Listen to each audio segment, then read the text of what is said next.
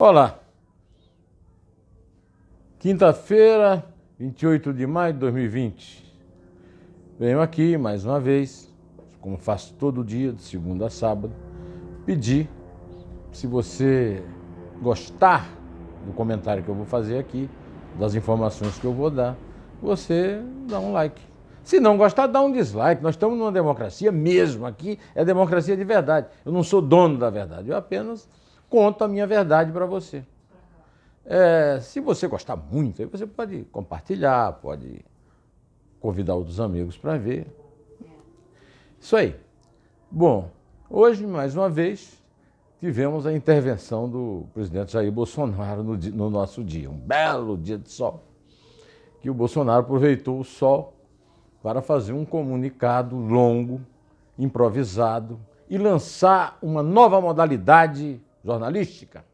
A entrevista coletiva sem perguntas.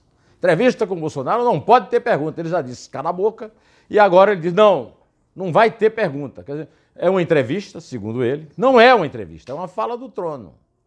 Agora, como estamos numa crise política, no meio de uma crise sanitária e na perspectiva da maior recessão econômica da nossa história, da história do mundo, da história do planeta, a palavra do presidente do Brasil, uma das 10 maiores economias do mundo, é sempre importante. Pois é, só que ele fez um discurso raivoso, cheio de bravatas, não inteiramente verazes, verdadeiras, e demonstrando um desespero que se manifestou nas inúmeras vezes em que ele disse, pelo amor de Deus, Deus nos ilumine a todos, inclusive a mim.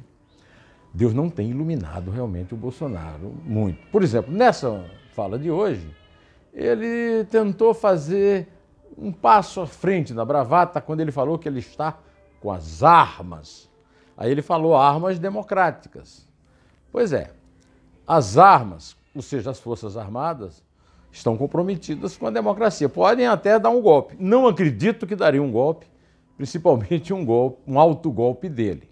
Mas ele fala isso porque assim ele acha que estará dando recados para os outros poderes que podem abrandar as decisões deles a respeito de algumas coisas que ele precisa explicar. Por exemplo, ele ficou muito feliz, comemorou nas suas redes sociais, os filhos comemoraram, todos os bons. Teve gente que até falou realmente Polícia Federal conosco no episódio de anteontem, quando foi revelada a Operação Placebo, que fez buscas e apreensões na casa e no palácio e tal do governador do Rio, seu inimigo, Wilson Witzel, insinuando que pode ter sido ali a primeira ação da Polícia Federal, não mais como Polícia Judiciária, serviço do Supremo, mas como uma força policial particular dele. Aí no dia seguinte, o ministro do Supremo Tribunal Federal, Alexandre de Moraes, usando suas prerrogativas de relator de um inquérito que investiga fake news, ou seja, notícias falsas, fez novas ordens, emitiu novas ordens de busca e apreensão, só que em 4 empresários que participam, do seu escritório particular de despachante de advocacia administrativa, Luciano Hang, dono da Hanna, uma loja lá no sul, o Edgar Corona, dono de 2 academias de ginástica. O Luciano participou até da sua reunião, da fala da reunião, que ele disse que era uma reunião sigilosa e nunca foi, era uma reunião pública, no palácio, um prédio público, uma sala pública, ministros, assessores, cinegrafistas, sigilo só se for no dicionário dele. Pois é, o Edgar Corona ele chegou até a anunciar academias ao lado de salões de barbeiro e manicure como bens essenciais que têm que ficar abertos na quarentena, o que levou até a queda do ex-ministro da Saúde, Nelson Teich. Além deles, um humorista chamado Rei Bianchi e um oficial da reserva.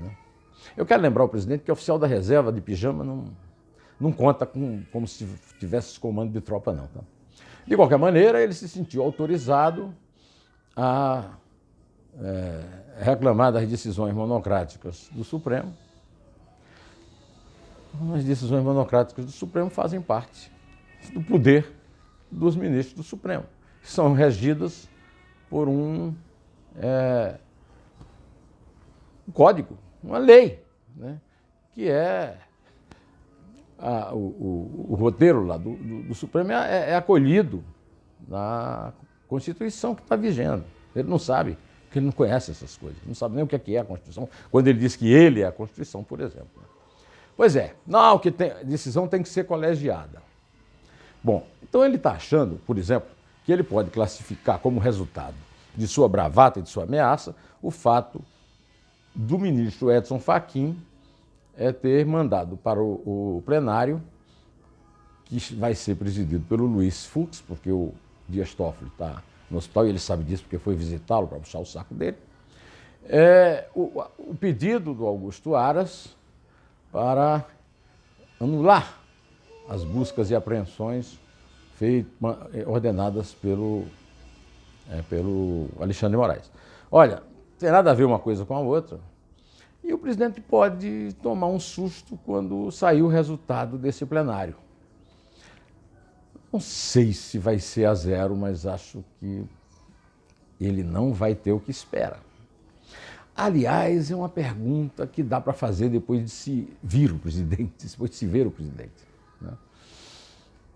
Ele sabe que essas pessoas todas têm culpa e, portanto, vão sair do inquérito para a cadeia. Ninguém foi para a cadeia. Foi feita uma operação de busca e apreensão e para investigar. Imagine que todas essas pessoas são inocentes, manifestando o seu direito de falar o que pensam. Aí o Supremo e principalmente o Alexandre de Moraes vão sair desmoralizados e ele vai sair por cima da carne seca. Da forma como ele está se comportando, querendo evitar, é a mesma forma que um advogado dele, aí, o Frederico Vassef, faz para tentar livrar o Flávio, insistindo em pedir privilégios que a justiça não pode dar. O que os investigadores da Polícia Federal, sob as ordens de Alexandre de Moraes, estão fazendo é procurar a verdade. A verdade pode estar nesses computadores ou não. Pode ser que não haja nada. Agora, fica muito claro que há pelo desespero, pelo absurdo com que ele fala, como, por exemplo, acabou, porra. O que quer dizer acabou? Dom Pedro I disse, diga ao povo que fica. Ele diz, acabou, porra, né? É o fico dele, né? Pois é.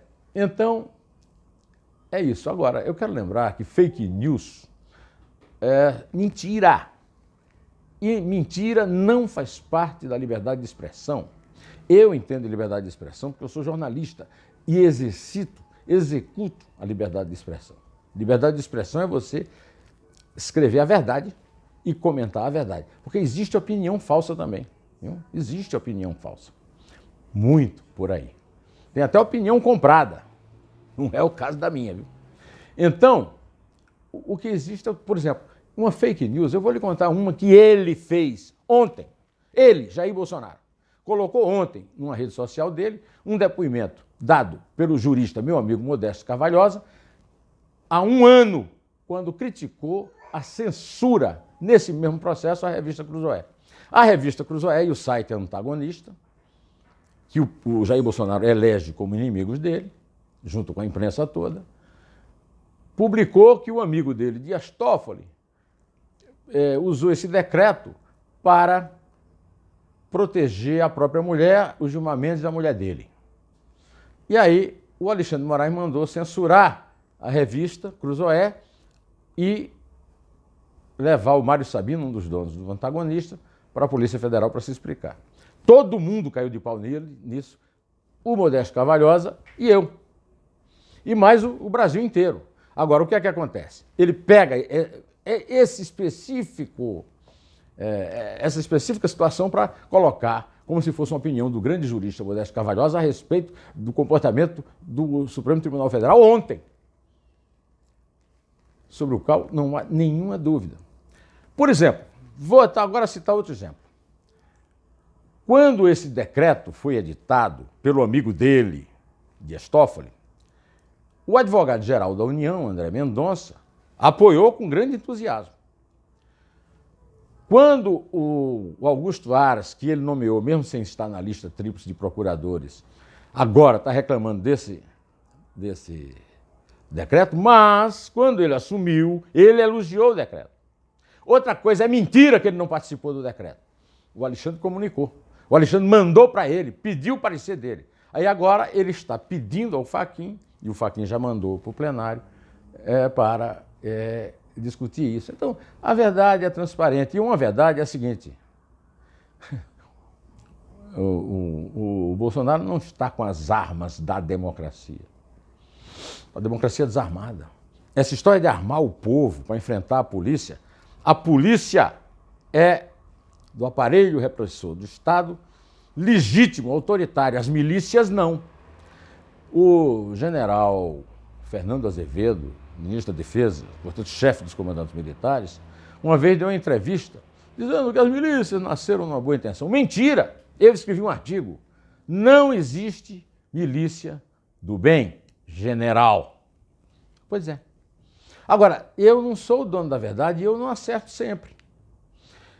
E eu, por exemplo, o elogiei quando ele nomeou o Aras, dizendo que ele tinha rompido uma tradição corporativista nefasta de ter que indicar alguém da lista tríplice indicada pelos procuradores. Dei com os burros na água. Como dei com os burros na água quando eu elogiei por nomear o Vélez Rodrigues para o Ministério da Educação.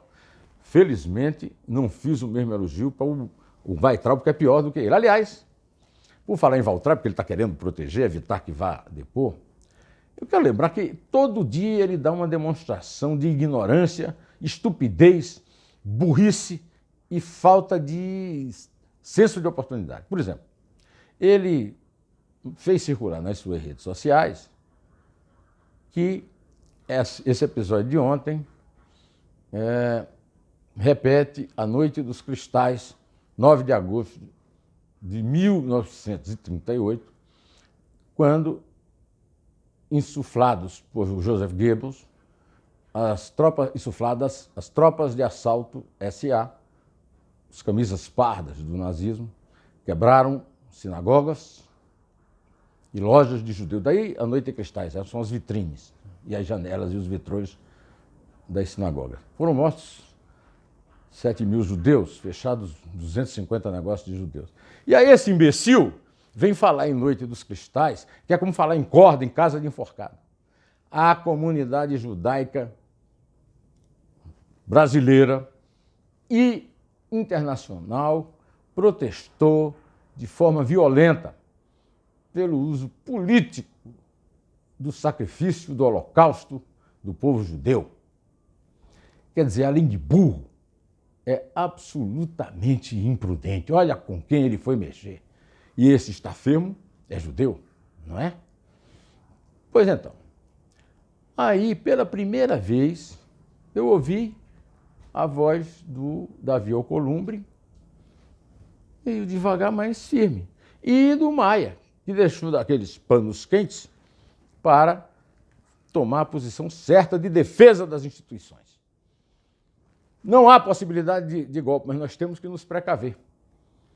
Porque quando o Mussolini disse a mesma coisa que o Bolsonaro disse, que o povo precisa ser armado para se libertar, ninguém prestou atenção e ele terminou impondo a ditadura fascista na Itália. Ainda agora está circulando na internet uma manchete do Correio da Manhã do Rio, exatamente com essa fala do Mussolini, em 1937, ano em que o Getúlio Vargas deu o autogolpe do Estado Novo aqui. Bom, hoje eu tenho também aqui que lamentar a morte de mais um amigo, o grande repórter político, o grande escritor, membro da Academia Brasileira de Letras, Murilinho Melo Filho, meu querido amigo, que Deus o abençoe e que ele cuide um pouco do Brasil lá ao lado do Senhor, já que o Bolsonaro resolveu nos atirar para o diabo que nos carregue. Pois bem, direto ao assunto. Em té. E só a verdade nos salvará.